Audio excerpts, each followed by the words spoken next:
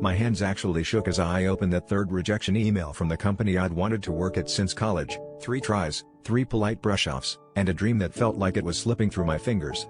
I sat on my bedroom floor, surrounded by crumpled printouts of every "we regret to inform you," and for a moment, it felt like all my late nights, interview prep, and hope were for nothing. But staring at those letters, I realized something. Every single no was proof that I'd tried, that I'd cared enough to risk failing again and again.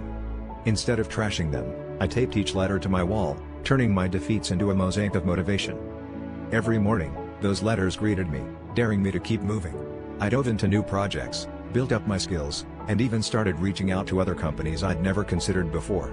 Each rejection started to sting less, almost fueling this stubborn fire inside me, the kind that says, "All right, watch me." And slowly, small wins began stacking up: freelance gigs, a side hustle that grew, and finally, a job offer from a startup that valued the very grit those letters had given me.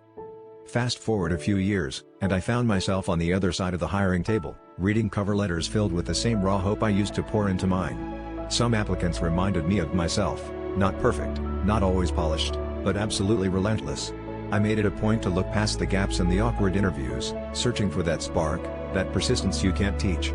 The day I hired someone who told me they'd applied twice before, I realized I'd become the kind of boss I'd always wanted. Rejection isn't proof you're not enough, it's evidence that you're still in the fight. Those old letters are still on my wall, but now, they're surrounded by thank you notes from people I've hired who dared to keep dreaming. Sometimes, the door that won't open is just pointing you toward the one you're meant to build yourself.